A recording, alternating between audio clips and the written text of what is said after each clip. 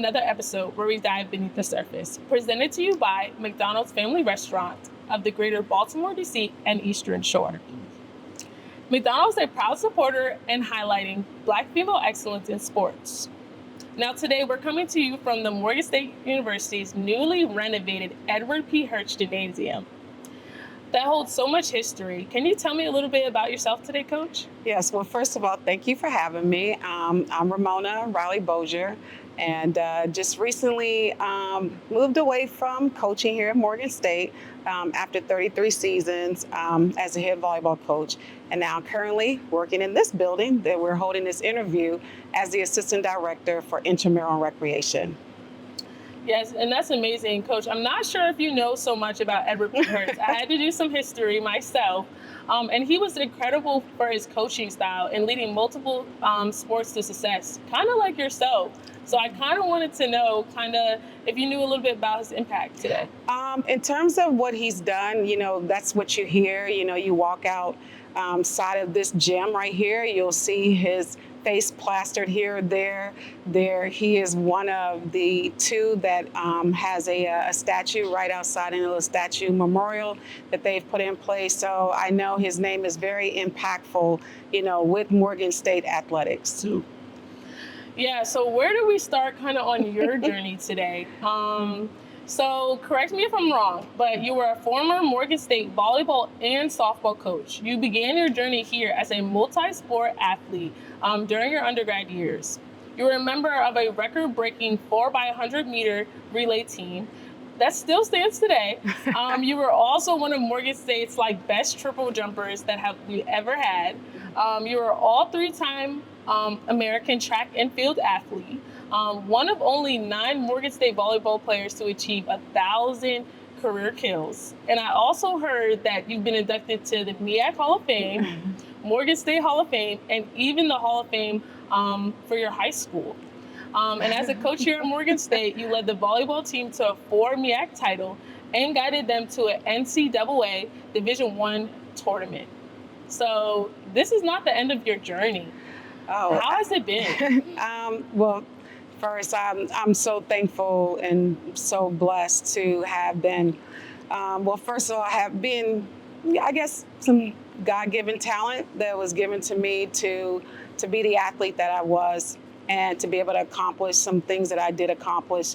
I was just at my high school celebrating a Hall of Fame anniversary the day before we had our homecoming football game here. And to go back to see, I still hold, 3 records there at my high school in the 100, the 200, and even in triple jump. And I jumped 38.5 then, and that was 1981. My 100 meters was 11.5, and then 23.5 in the 200. So that kind of excited me. Right. It's like, wow, I never really thought about it until I went back home, and I still see that it's still standing. So that was something that was very special. And for my parents, my dad being 92 and my mom being 83, both are alive and was able to come back to the school with me to share that moment. So that was pretty special. And then to go on to come and compete here at Morgan State, I happened to be around some amazing track athletes, and I was just one of the few. And it's also kind of cool that we still hold a 4x1 relay record. Right. So anytime I meet a track athlete, I kind of remind them hey, what's your event? What are you doing? Right. But I'm always cheering them on. And the day that when they break it, I'll be just as proud of them doing, accomplishing that. And then to be, selected to go into the MEAC Hall of Fame as a coach, as well as being honored to be in the MEAC Hall of Fame as a student athlete here at Morgan. It's all pretty special. But, I don't think so much about that. It's usually someone like yourself telling me about what I have accomplished, because as, you kind of stated, what's next, and I'm just ready to do whatever I can to be impactful to any young, not just female, but just students, period. Yeah, that's amazing. I was a former track athlete in high school, Okay. so reading up on you, I was like, wow, like you definitely set a standard here at Morgan State. Thank Can you. you tell me kind of how you first like started getting into sports? Yeah, actually, I just remember being in middle school, and back then, the boys were always chasing the girls, kind of playing tag, take off running, but I could catch them. And someone said, "Oh my gosh, she's like really, really fast," and I'm like, okay. And then I remember the middle school, the Catholic school that I went to, they had track, and I said, okay, I'm going to go run. And the rest is kind of history. I was thinking I was going to go to a community college. I saw my brother go to a community college, but then all these letters started coming in from the University of Iowa. I'm from Kansas City, Missouri, so I had opportunities to go to University of Missouri, University of Iowa, Ohio State, Nebraska, like those area schools were recruiting me. And I ended up going to University of Missouri before, I decided to transfer to Morgan. Yeah.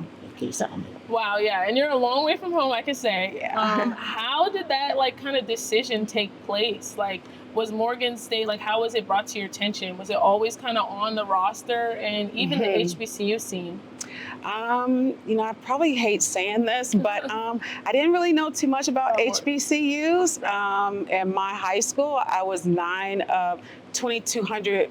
I was not one of 9 blacks out of 2,200 students in my senior year. And I have 2 brothers that went there, one a year older and the other one 2 years older. So I didn't really know a whole lot about HBCs unless I looked on TV and would see Gramblin's band play. And that's what I do. That's what was around me. That's what was introduced to me. And so I ended up going to University of Missouri for 2 years. And I happened to meet this gentleman who went to Lincoln University in Missouri. And I just told him, I really don't feel comfortable being here at Missouri. It's 25,000 students, only 500 blacks at the time. And he told me about Morgan State because that was Division II. Morgan was Division II at the time. And he said, oh my gosh, they got a great track team. And I was like, okay, you know what? Maybe I need to transfer. So I sent information out to Morgan State and to Cal Poly and one other school that I can't remember. And I said, whoever calls me first, that's where I'm going. So Morgan happened to call me. Cal Poly called me a week later, but I stayed true to what I said I was going to do. And that's how I ended up coming to Morgan, finishing out my time as an athlete. And met a guy at a club. That was like, almost 38 years ago. Met him at the club. We've been together ever since, happens to be my husband and the father of our 2 grown children. So that's what's kept me here in the area. HBCU love story. Hey, how about it? Can you tell me a little bit outside of your athletic experience here at Morgan State, kind of what you were involved in and kind of how like the HBCU experience has shaped you? Oh, wow. That's a great question. When I got into coaching, one of the things that I always said that I wanted to do was find another way to be impactful outside of how many kills can you get or how many home runs can you get. I wanted them to feel like when they left Morgan that they were also prepared and not just being a student athlete. That's how I tried to, like it just became like kind of like my ministry. Like I wanted to find a way I could be impactful for them outside of the playing field or the playing surface. And I mean, I would say probably in my last 10 or 15 years, I had encouraged my athletes to do something else other than being a student athlete. Go join an organization. Didn't matter which one, as long as it was legal, as long as it was something structured and it was good, because I wanted them to have a sense of belonging with something else outside of just their teammates and me, and always encourage the internships, go do this, go do that. Because those are things that were not necessarily introduced to me. Those are things that was not important or what we would talk about. It was about practices at this time. You go run, you finish, then you leave, you go to a track meet, and the cycle just continues. And I wanted something else to be a little different. And that is just how I kind of carried myself. I try to get involved with different things here on campus, where, sometimes, people think that everyone is not so kind when you walk into a building. So I thought customer service was something that, we as a university, we could improve on. And so we had a program, well, not a program, I was one of 12 who started Morgan Cares. And it was actually something that we put together where we did training. We were training different departments here on campus, including students, and if they were RAs, just training them how to deal with situations and still stay courteous in the process of doing it. And that was something I took great pride, especially because it was President Wilson's, it was one of his initiatives, and so I felt really special being a part of that. And then I do so many other things that is outside of outside of the university, but most things are always geared around young people. So I just was selected to serve on the Governor Moore, one of his initiatives. Well, so so I had to get sworn in and everything. So I was like, wow, this is pretty cool. So I'm looking forward to whatever's to come once we get started with working on that. That's incredible. I'm actually a resident assistant here in Morgan State. I started my sophomore year. And I guess customer service was not something I initially thought of when applying to the job. I think I was in it for the free room, but nothing wrong with that. Yeah, but after that, I quickly learned how much customer service meant and kind of how we were kind of a facing face to everybody. Everyone, Although I felt like I was in this small role, I was one of the first people that people saw. So it definitely did play into okay, good. how I talked to people. So we're gonna say that your customer service is on point then, yeah, right? I would like to say. And now we're gonna have to go through a little class or something. I might need some tips and pointers, but I think you can give me 5 stars for my customer service. All right. I hope everybody leaves happy. Okay. After they see me at the desk. But yeah, so another thing that I read up on was that your daughter actually attended Morgan State University too. How much did that mean to you to kind of have a legacy come and follow you here? So now you're gonna make me get a little emotional. This wasn't planned, and actually I think we went almost 2 weeks I wasn't speaking to her because I didn't want her to come here. Not because I didn't want her to come to Morgan. I wanted her to go somewhere where she can go be Dominique Nicole Bozier and not Coach Bozier's daughter. Right. We had spent money going on recruiting trips for basketball, and next thing I know, no, Mom, I'm going to play volleyball. And but when she came, she was probably one of the hardest workers on the court. And because that's just in her DNA and who she is. But one of the coaches that she had kind of played with in a club volleyball program, at the time he was coaching at, I believe, University of Maryland Eastern Shore, and he was like, Ramona, your daughter did well for you. And I remember us going up against American University, and they had 2 twins, and they both stood at 6'5". Wow. And she was killing them. Great athlete, jumps well. And so it was a proud moment. Once I kind of embraced the fact that she was here, then it then became a proud moment. And so, yeah. Thank you for sharing that with me. A lot of people talk about how you're kind of a mother figure to them. And I wanted to know, how has your family background kind of played into your coaching style? I think me transferring here to Morgan, I didn't really know what to expect because I had not had the experience of being in a predominantly Black area.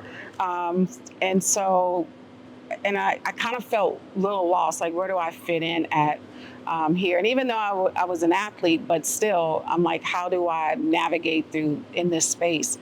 And I didn't get all of what I thought I should have gotten, like that other piece off the court or off the track. And so that's why I became, yes, I do care about winning, Right. but I also care about you winning outside of the playing surface, and that's I just take that on. And most people, when I meet them, I usually have a few questions. Oh, well, where are you from? Okay, well, what's your major? Okay, well, do you live on campus? Because I'm looking for something that I can connect with you. So like how I spoke about track, and then you talked about track. Then if I saw you in the yard, I would have just said, well, hey, we can start talking about track because it's something that we have in common. And so I always try to be that person, like almost every day. And some people, like, are they going to ever say, why you ask me all these questions? And but I think the way I do it, hopefully it makes them feel comfortable, because no one's never asked me that. Right. So it's just a role, I guess, I've taken on, not intentionally. I guess it just happens that way. Yeah, good. Wow, yeah, that's amazing. I don't think you remember when I first met you. I think I just met you Oh, at a wow. game. It was at a game. It was at a Okay. game, but that same spirit you're talking about now is kind of the spirit you had. Oh, and sometimes I'm okay. a little shy, I could say, so I didn't really say much, but I remember you just coming over and saying hi to everybody that was at the table at the time. So Okay. thank you so much for that. So can you tell me about your experience being a two-sport athlete here at Morgan State? That's not something we hear about commonly. Yeah, I think, I'm 61 years old, and I think people who were older than me, that was something that was very common, because I listened to, like, when you talked about Hurt, they played multiple sports, yeah.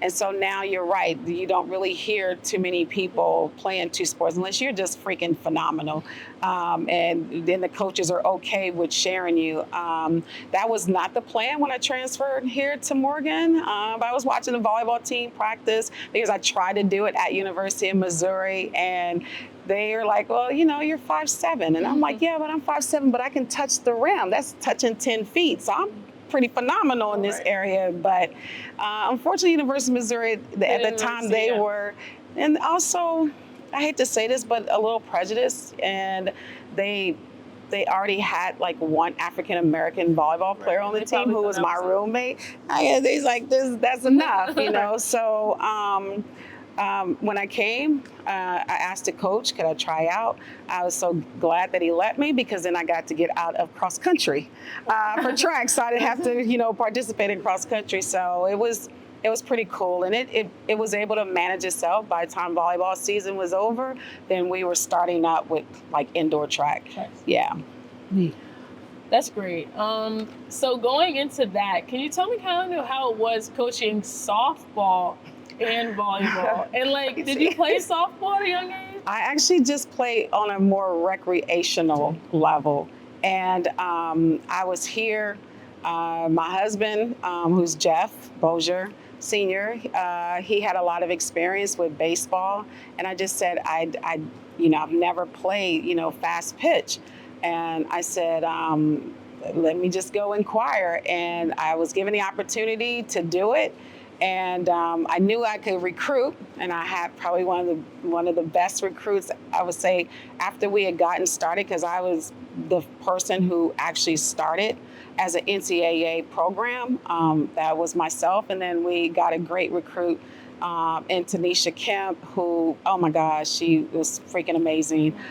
She's in the MEAC Hall of Fame, the Morgan Hall of Fame, and so I just took it on, and I'm that kind of person. If I don't know what it is, or I'm going to go learn, I'm going to go read about it. I'm going to call other coaches. Hey, can I come watch your practice? Can I pick your brain? I did that with coaches here, at Morgan about anything, because starting off coaching, which is not something that I was looking to do, but and I don't know if there's a question for that, but so we can circle back to that. But so yeah, my experience was very, very limited, but I tried to position myself where I can learn as much as I can learn, so I could be the coach that they needed. I'm glad you had those capabilities, because I don't know if I could transfer from all those different sports. I did track and a little bit of basketball, but after that, I think that was it. I was done. So can you tell me kind of about your coaching philosophy, and did it change? Oh yeah. Well, first, if we can just go back a little bit, I didn't seek to be a coach. This was definitely not something that I inspired to do. I knew I would be doing something to try to find a way to help people. I was a sociology major, and that was just where my focus was. And then the track coach, who was also the athletic director, Leonard Braxton, called me and said, we really need a coach for volleyball. And I just said, that will not be me. He's like, oh, no, you can do it. We just need to get through this season. You used to be a captain. And I'm like, yeah, but I'm not interested. And so, of course, I end up taking on the position and like, okay, I got to figure some stuff out because these athletes are going to be here in like another month or so. And I got to figure out what am I going to do. I have to say I was at a club and one of my athletes was at a club and I'm like, okay, wait a minute, I got to make some adjustments here. Right. But so that wasn't planned, but I just like I said, I tried to use other coaches to learn all that I could, whether they were winning coaches here at Morgan or didn't have winning programs. I feel like I could learn from any one of them to tell me how to figure this out. In terms of the philosophy, it does change, but my why also changes, like why I do what I do, because my why was that, okay, I'm just gonna get this through because, he needs someone.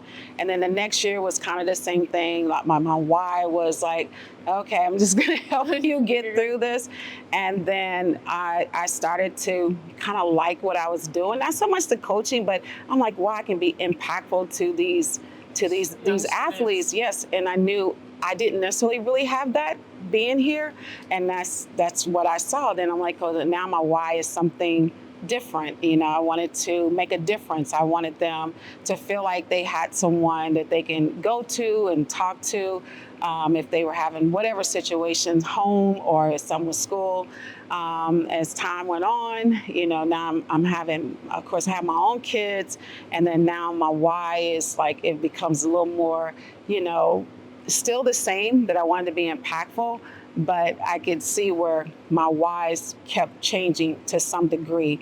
But my philosophy is always like finding a way, which I've already talked about, finding a way to kind of meet people where they are and try to pull out the best of them, however that may be, with a little push. Some will say, I can be a little aggressive. I want you to be my coach. I'm over here like, I'm my coach for this. I mean, they probably were thinking in the back of their head somewhere, but yeah, I could be a little aggressive. I think it's just finding something that I see in them that they didn't see in themselves. And if I can just share this one little example story, oh God, I'll probably get teary-eyed. Like Roy Wallace. And this is why I love doing what I was doing, is that Roy Wallace came from California. She was a freshman on my team, and she told me she wasn't coming back. When the season ended, she's like, Coach, I'm not coming back. And I said, okay. So then her parents called me, and they was like, Coach, no, she needs to stay there. We want her to stay there. She just wants to go somewhere where it can be easy for her on the court. And I said, well, it's up to her. So then she called me a couple of times, and during, we had this big long winter break, one of my favorite times of the year. She called me, and I called her. Hey, what's going on? How you doing? How you making out? We just doing chit chat talk. And then when it was about 2 weeks before we needed to come back for school, and I told her, I said, yeah, this is what we're going to be doing during the spring. It's up to you what you want to do. So then the 2 weeks prior, she says, yeah, I was just wondering if I can, come back to the team. I was like, oh, well, I've never really took you off, but okay. So then she also was one of my leaders. I stopped using the word captain, because I'm like, anybody gonna be a captain? I wanted the people to be leaders. And so she was one of my leaders, and she just graduated from law school. Wow. And I had an opportunity to go there, and she referenced me in her speech because she was the president of her class. So it was pretty amazing and pretty emotional. And I mean, I could tell you like so many stories like that, but that young lady, had I not kind of pushed her, because I told her she was going to be a lawyer, and she told me, Coach, no, I'm going to be an archaeologist. I said, no, you're not. Like, you're going to go to law school.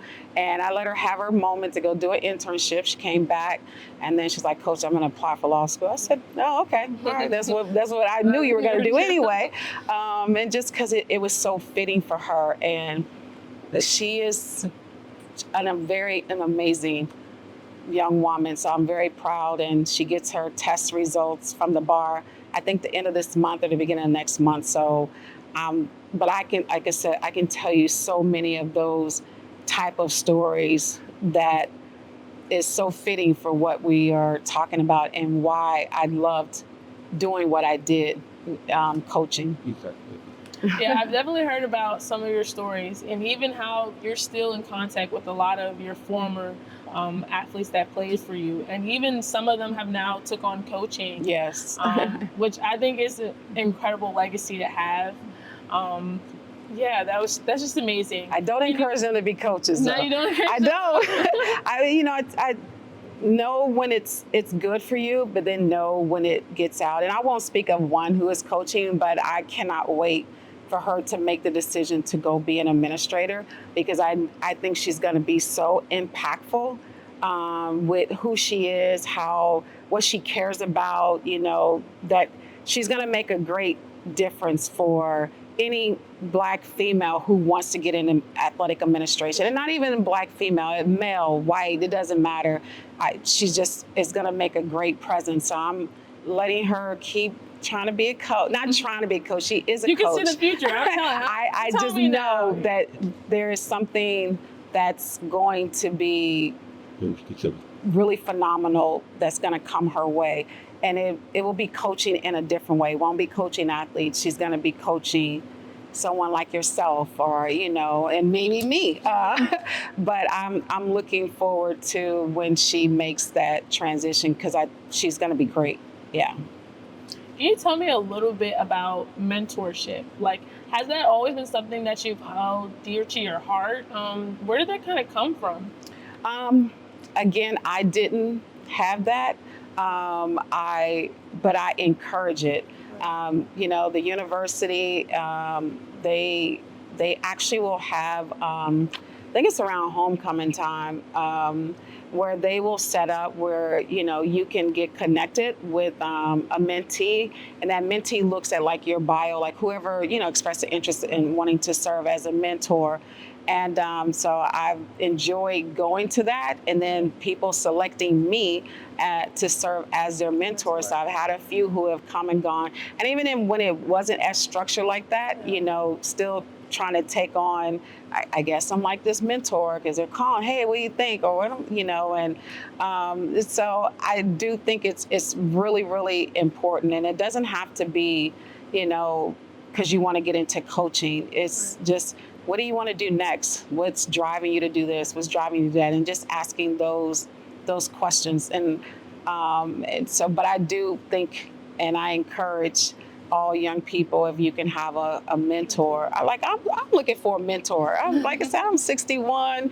I'm in a different, in a different space than, after 33 years of coaching, and now I'm in this setting that I'm in right now. And, what's to come for me? How long do I stay serving in this role? Is there something else out there for Ramona that would be of great interest to me, and I can still be impactful in some kind of way? Yeah, that's great. I actually met my mentor. Well, this is actually a funny thing. I've never met my mentor. Wow. My brother met this woman who attended Morgan State University, and he gave me her phone number my freshman year. And ever since then, she's kind of been my pen pal. I've always missed her when she's on campus. Oh, wow. So it's nice to just have somebody to text sometimes. I've talked with her on the phone, but every single time she's come here, I've missed her. But I know one day I'm not going to miss her. No, absolutely. You're going to be very intentional about where we're going to meet, what time, Yeah. That's Yeah, because cool. I think a lot of times she comes for like alumni events. It's like so much is going on around those times. So much alumni is back that it just gets a little confusing. But having a mentor, I would say, is definitely like a key thing. Yeah. And I feel like it's kind of embedded in the culture here at Morgan. Absolutely. Even if you don't say this is my mentor, Right. they are. It's just may not have that title. Yeah. All right, so you've had so many milestones and accomplishments. Is there one that you would say stands out amongst all of them? Um, oh God, there's like a couple. So winning our first championship, that was, I believe, in 92. I'm so bad with what these years are. So please, if I say a year wrong, don't hold it against me. But I remember actually before we won our first championship, I just remember us beating Howard. And you know, Howard was the team that dominated. They were the team that had the most scholarships. I'm working with like 2 scholarships at the time, and one I had to split in half. One was she had a full out of state, and the other 2 I had to split that one in half for 2 Maryland students. Thank goodness they were on honors money, and so we really only had like maybe 3 girls that were athletic scholarship. But I remember calling, using a payphone, by the way, you know, and said, "Oh my God, we beat Howard." Called my husband, and that was pretty cool. But to win the first conference championship was it was amazing, and it made me have to go back and rethink. Okay, this is cool. I like this. Yeah, we got to do this again. And I think the other one was that when we made history. Being the first, you know, HBCU for Division I to go to the NCAA tournament, because it was set up where, you know, other conferences had the opportunity, if they won their conference, they would go, but they didn't have that set up for any HBCUs. So it kind of stunk that we had to play another HBCU, the SWAC, in order to have a playoff. Which one of the HBCU schools is going to have the opportunity to go to NCs, right? And so that kind of stunk. But we went to Grambling, and we showed up and showed out and beat them in 3, and we made history, and it became a lot of big talk. And from there, it was also talk about, you know, this should not be happening. Like, why are you, you know, putting us in this type of situation? We were grateful that we had the opportunity to go, but this is not the way to do it. And then right after that, it moved to, if you win your conference, then you have a bid to go to NCs. So I feel like we had something to do with that, because you got 2 black schools two black conferences going against each other to see if we were worthy enough to go to the tournament. And so that changed right after that. So those are probably, I would say, another great memory. Thank you for sharing me with that history, as I didn't know that fact about having to go against each other to just make it even to that step, which is kind of crazy. Can you tell me what it was like being one of the few women and black female coaches, just all around? Yeah. Well, first, being here at Morgan, I was the only female head coach for 27 of my 33 years. I was the only female coach. That was quite interesting, you know, and I have to give some credit to Coach James Phillips, who he was probably one of the best wrestling coaches in the country. Not just in Morgan, in the country. People know who Coach James Phillips is. And I just remember going to him, you know, this was like in my first year of coaching, and I was kind of complaining. I was like, oh my God, what am I gonna do? What's happening? I'm looking for people who also look like me. Okay, well, who am I gonna go talk to? I don't have another coach to listen to at this point. So he kind of said some things that probably most people would say is inappropriate right now. But for us and the relationship that we had, it was cool. And he just told me to stop being a girl and go be a coach. And I looked at him like, wait, what? Because it kind of made me mad. But like I said, we had like a great relationship. And, but then I understood what he meant later. Focus on being a coach and go figure it out.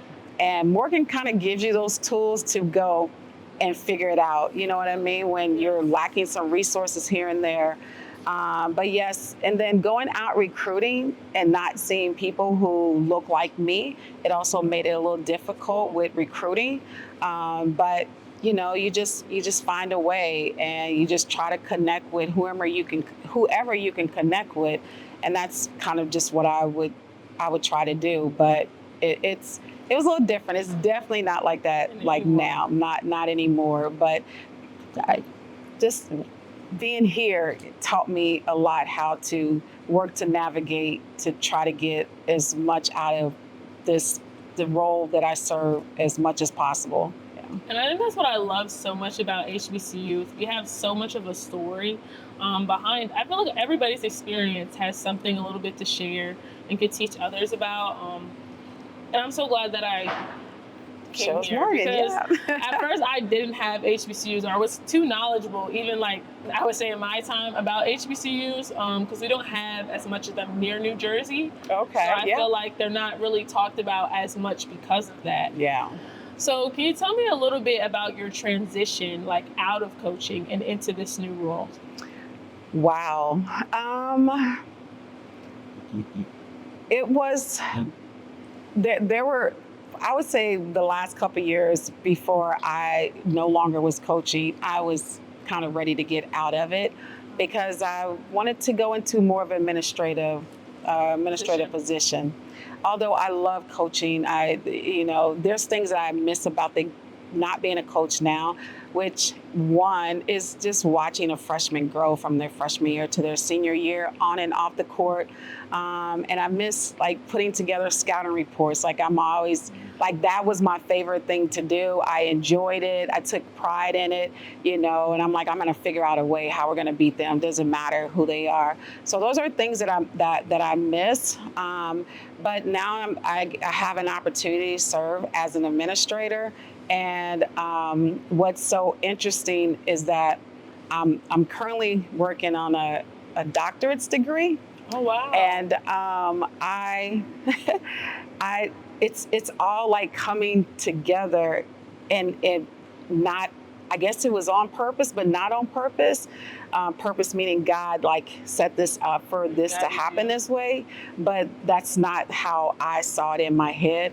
So to go back to me having my athletes get involved in something outside of being a student athlete, because I always felt if they got connected with something else, that we could retain them, that they could get excited about. I'm in student government, or I'm in a sorority, by the way, Delta Sigma Theta, or they are, wanting to start the choir over in the Christian Center. Like I've had all my athletes do certain things like that.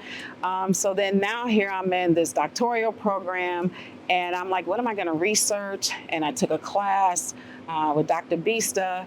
And I was like, wow, this is me, which is about, students who get involved in other things outside of being a student. They tend to have more of a healthier and exciting college experience, that they stay in college, even though, okay, the dorms may not be something that is, that they like, or the food doesn't taste as good, but they have something else to look forward to, like here, what you're doing right now, and if you love it, you're invested. All the other things that are not so good, you have this to fall back on because it's something you enjoy. So my doctorate is based around that. What I'm doing here in this position is based around that, and that is if students come and do some other things outside of being a student, that they could have a great, healthy experience. So to know that I'm serving as the assistant director for intramural and recreation, it excites me like every day, because I still I'm finding a way to help be impactful to young people. So if you want to come, you want to go work out, you want to experience some other things in which we're trying to get other people to do, like play pickleball, play badminton, play something else outside of basketball, which I love basketball, but the goal is to give you something different, to do coming here when you walk inside of Hurt Gym. And so it's all like, this is just me. It's Ramona. I think that's so cool because when I first came here, I never knew that like this was offered to us. I would say one of my first classes was yoga. And I remember being like, seeing that and being like, yoga, maybe that means something else. Maybe that means the history of yoga or something. And I was like, don't sign up for yoga. You're supposed to be going to college to study. And stuff like that. And I'm like, yeah, but I need to fill this in. Yeah. And I was like, I also need like a detox from the other classes. And I remember that being one of my favorite classes because the teacher was just so like involved. Dr. Carter. Yes, he was. He was so involved with us. And for that hour, like I was just able to like just deep breath. Yeah. Like, and that was great because it was in between like two of my classes.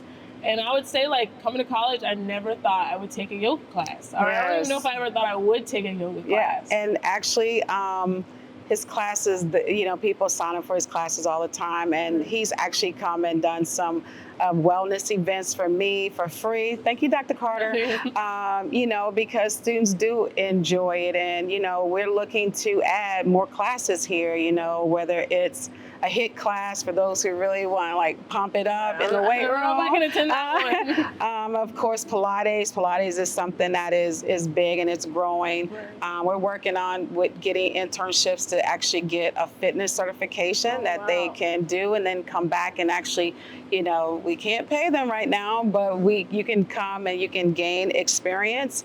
And so some people are using it as an opportunity to go on in this profession, or they want to, of course, make that side money and, get some personal training and because it's great money in that role as well. So I'm excited about being here and what's to come. The building's been shut down for a good portion of the time you were here. So now we're back open, which means I expect to see you come through here from time to time. Come through. I know I don't have a gym where I currently live. So I definitely want to visit the gym. I used to live actually in Cummings Hall next door my freshman year. Okay. So I used to come to the gym early in the morning when it wasn't renovated. It was still pretty nice. I thought so. And nobody would be here. So I was like, oh, it's my own little personal gym. Well, I can tell you, we open up at 6 a.m. and there are students that walk in the door at 6 a.m. There's a few who they may have missed since classes have started. They may have missed coming here 5 times. Like they're very, very consistent. And I was wondering, like, are they going to really get up to come at 6 a.m.? And they really, really do. And it's exciting to me. So, yeah. I would say, can you tell me a little bit about having these facilities and even having athletes be able to use it on top of students, like how much that has meant? Well, we don't have as many athletes that come in here to use the space because they do have their a facility over in Hillfield House, but we have had some athletes come through, even if they want to do a little extra. And then when I see them, I'm like, oh, you didn't work out today? Because me being a coach, you don't want to overdo it. And so I talked to them like, oh, no, I'm just going to get a few little reps in here. And I'm like, okay, just want to make sure you're not overdoing it. But so we will get some that float through here from time to time. I love the idea of knowing that we have this pool and we can have teams coming here and utilize the pool because we have paid lifeguards. We just had the acrobatic and tumbling team. They did a whole team practice. Like they were learning how to do their, kind of throw people up a little bit and catch in the water. I said, oh my God, I was not going to go watch. But it was for safety purposes. This was just a coach being creative because they didn't have the harnesses because they're still trying to figure out how can they attach them up top. So this was another way of doing it. And I was nervous, but I'm like, hey, she's a coach. She knows what she's doing. So it's pretty cool. We've had the wrestling team has come and did a workout in the pool, and the pool workouts it's a great workout. When I was coaching, I would have my team in the pool, although back then I was paying for the lifeguard. But now, we have it set up where a team can come in. As long as we have one of the lifeguards on duty, then they don't have to pay for it. So that's pretty phenomenal. And we actually have like a few people who come in. A professor comes religiously because he was training for something. Don't ask me what it was or what it is. But he's so excited about coming in here, and he did some event and he told us that it went well. So I feel like, yeah, we can take credit for that. And that's not every school could say they have a pool. That's true. So it's pretty cool that we have a pool now. So as you're in this chapter of your life, is there any word that kind of sticks out? Woo. I don't know. I always like the word perseverance. I will vent about something that I don't like or I think it should be better. So it's like if someone gives me that moment to vent it out, and then the next thing, I'm like, okay, how are we gonna make it work? Like after, just let me have that moment to just say how bad it is, or this didn't go right, or that didn't go right. And then, all right, let's go. What we doing? Let's find a way to improvise here. And those are some things that, like when people ask me questions similar to that, I do think about Coach James Phillips, who said, go be a coach, go figure it out, go learn how to find and make a way. So perseverance, I think that is a great, word or adjective to describe me. Learning this position, I'm calling several people. Hey, how does this work? What do you do? What's to be expected of us, with having this intramural recreation program? At one point it was called intramural and wellness, and then we moved it back to intramural recreation. But it's all wellness. It's all part of wellness. And just talking to multiple people, and if it's a will that's already there, like we don't have to go and make a new one. We can just take that one and tweak it and put a little air in it and see how it can work for us. So I'm gonna stay with perseverance. That's a good one. I think I'm having a lot of perseverance right now. Okay. It's midterms week. I might need to come here with the wellness and the. There you go. We're here for you. Thank you so much. So we've spoken about so much today, and I guess my final question is, looking back at every single thing, can you see what's coming in the future? For Ramona? Yes. I want to walk across that stage. Do I feel like I need this doctorates to get to my next, whatever the next is? No. I started it and I want to finish it. It's not the easiest thing to do because I keep adding different things on my plate, and I'm in that writing stage. And I'm not quite sure what is next for Ramona. But I think I am open to whatever may come my way. I would love to be here at Morgan State University if I can, because I feel like I'm not done yet with how I want to continue to be impactful, and especially like in the space that I'm in right now. I truly love it. Like, my hours are 6 a.m. or 7 a.m. I have no problems with early morning anything. And so I'm not at a point where I don't want to get up and come into here. Even if it's not how I would love for it to be, I still like, okay, we're gonna find a way to make this work for everyone. So I can't say what's next, but again, I am open to whatever may come my way. But I do believe whatever it is, it's still going to have something based around young people. I will still be doing something that involves me directly with young people. Yeah. Thank you for that. And thank you so much for joining us today. I can't wait to see what's next. Okay. Me either. I'll see you in I don't know, maybe a couple of years we'll have this conversation again. We might have to revisit. Make sure to follow along for more content at McDonald's DMV, Making Moves, Making History campaign using the hashtag Making Moves.